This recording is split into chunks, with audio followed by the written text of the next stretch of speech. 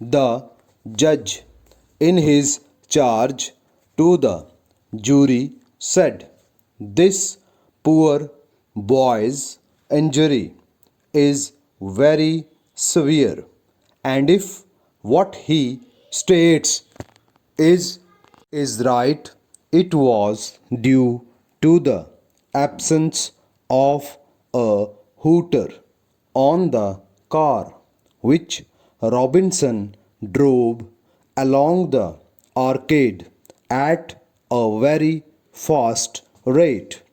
His speed, if we can take the story of the police as correct, being at least 40 miles an hour, far too fast in so busy a thoroughfare.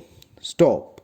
The boy says the car came on with a rush.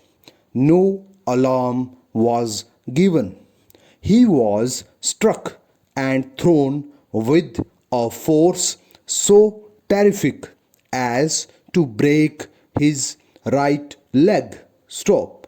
If you think his story is right, you will give him damages. Stop.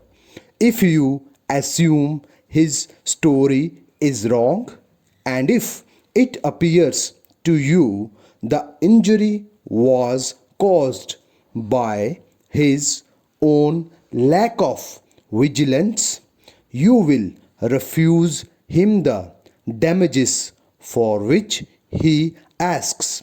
Stop. You must carefully weigh both the boy's case and the case as set out by Robinson and decide on the facts as they appear to you. Stop.